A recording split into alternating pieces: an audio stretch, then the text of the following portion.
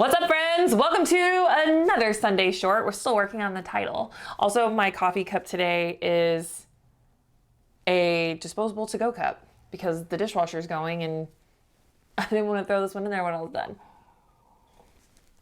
Anyway, a couple things. I wanted to give you guys just some praise and gratitude because we've had so much amazing feedback on the Sunday shorts and just the type of content we've been providing. In fact, a lot of you really valued the conversation I had with my husband, Robs, and just what that looks like from just a support system in general, your family, your kids, your husband, your wife, your spouse, significant other. You know, there are people in your life who are supporting you, but who are also holding down the fort when you're on the road. And it is interesting. He's a teacher. I wanted to point that out. I'm pretty sure we talked about that, but there's not many events that he can actually go to with me, but there are a few when they're in really cool places and they're during his time off. It's yes, come, obviously. Super fun. So this upcoming year, there's some in Tennessee and Virginia that I'm excited. It's during the summer. So hopefully if he doesn't have summer baseball, he can go. So, but it's a lot to be away just from your comfort zone in general, right? But the cool thing about being a professional speaker is you have total control over your schedule. You can say yes or no to events, right? You can say yes or no, all the things. So I was let's go through some questions that people have been sending in. So I wanted to encourage you, send in questions because I will actively answer them on Sunday Shorts. And how do you send them in? You can send them through our Instagram DM, our Facebook DM, LinkedIn, email. You can email Brittany at thespeakerlab.com and just say Sunday Short questions and I got you. So I really just I'm super excited. Tomorrow I have a discovery call with somebody I've been following up with for a while. It's a pretty big opportunity, so send good vibes. And by the time you're watching this, I already know what's going on. So I really wanted to touch on just a couple of questions that have been coming in. And one of them is habits or routines you center around for success. Ooh. Habits or routines. So obviously there are process habits, right, that we have as entrepreneurs, speakers, business owners, side hustlers. You develop a process and you stick to it. Consistency is key. That is a huge habitual thing that I need to lean into. Is the only difference between me and somebody who's not getting booked and paid is I'm consistent with my prospecting process, right? And we've talked a little bit about prospecting and the emails we've gone through. That is the only difference, friends. That is literally the only difference. So be consistent with your efforts, okay? Be consistent with your efforts. Some of the other habits and routines I want to lean into that are not speaking specific are what are you doing in your personal life? What habits are you engaging in? Do they elevate you? Do they support you? Are they healthy? Do they serve you? For example, a lot of people have a fitness routine or they read personal development. Let me tell you the book I'm reading right now, which I highly recommend. It's The Greatness Mindset by Lewis Howes. I can never say his name correctly. But it's Unlocking the Power of Your Mind and Live Your Best Life. Over on this side, I have a bookshelf. I'm sure some of you have seen it in some of the Sunday shorts, but I typically read either a chapter or 10 minutes a day before I start my work. It just puts me in the right mindset. It gets me excited for what's going on. So it's a nice little, it's personal and professional development, right? So really engaging in that. Some people do meditation. Some people take time for self-care. Either way, your routine should serve you and be healthy, right? And it serves you in your business too. Oh, here's something I do. I make my bed every morning. Listen, if I don't make my bed every morning, then my day is totally off. It's just thrown off. It's a way for me to start my day in control, right? And I think there's so much value behind that. So examine your habits and routines outside of your business and are they healthy and do they serve you? So sometimes I ask is this helping or hurting, right? Is this helping or hurting? So another question that somebody brought in was what was the importance of building a network as a speaker with other speakers? Because they were talking about, the relationship with event planners and other speakers, but, not only getting gigs from each other, but aren't you competing against each other? Okay, first of all, no one's in competition with me but myself. And I want you to have that mindset as well. No one's in competition with you, friend, but you.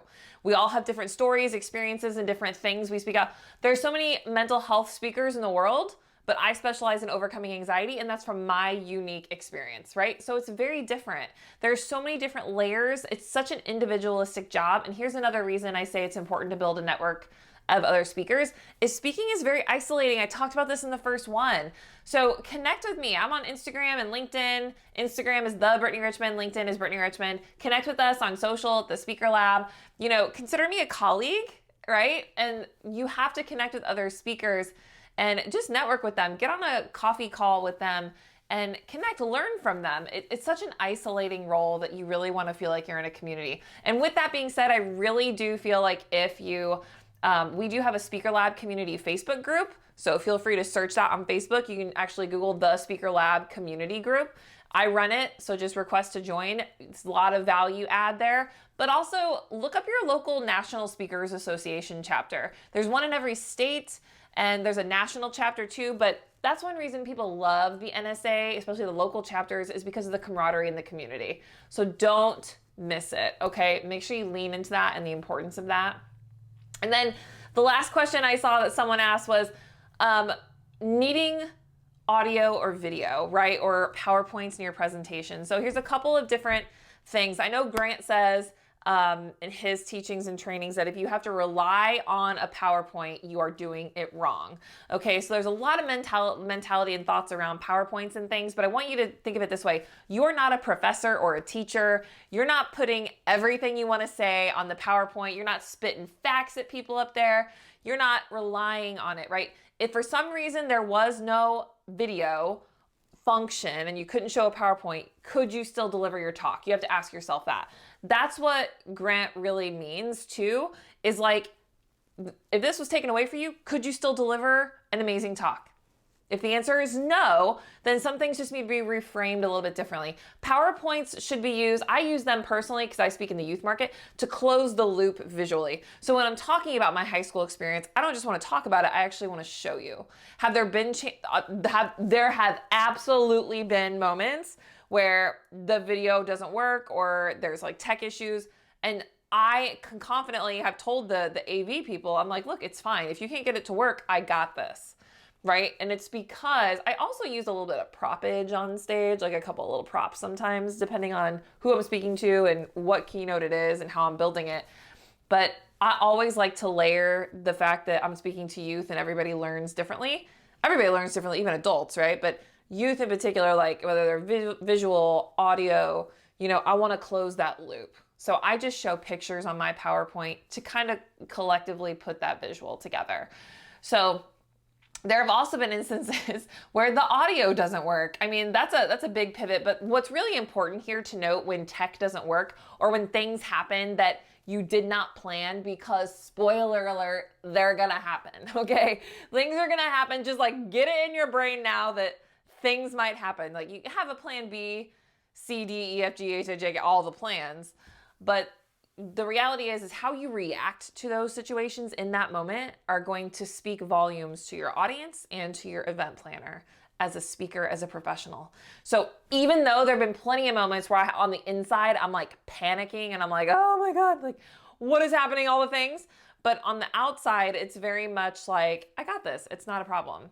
I want to make it easier on you. I got this. I mean, a couple of speaker friends of mine actually had the power go out multiple times during their presentation. So they had to overcome that in the moment. So the power went out, come back on. And that resets all the AV, all the things, right? So it's just a matter of like think of the worst case scenario you could think of, and then ask yourself, how would I overcome this? Just so you have it in your brain. Now, nothing bad happens every time, for the record, but I don't want you to be shocked when it does, right? I just don't want you to be shocked. But just take comfort in knowing you're not alone in that. It literally happens to us all. I have not had audio at multiple events this past year. And at one of my last events this year, I almost didn't have PowerPoint. But that was like a pulling it up on the computer issue. So you never know. You literally never know what could happen. But it does not decrease the value of who you are as a speaker. Friend, it does not. Like how you overcome those challenges and how you still deliver with integrity, even if it didn't go like you believed it should, that energy and that authenticity just really shows to your event planner and your audience. And that, my friend, has so much value. So I hope this is helpful. Please send in some questions at Brittany@thespeakerlab.com. We'd love to make this kind of like a call-in kind of situation. Thank you to the 3 people who submitted these particular questions. I appreciate you. I will see you on the speaking trail, friends. See you next Sunday. Talk to you later. Bye.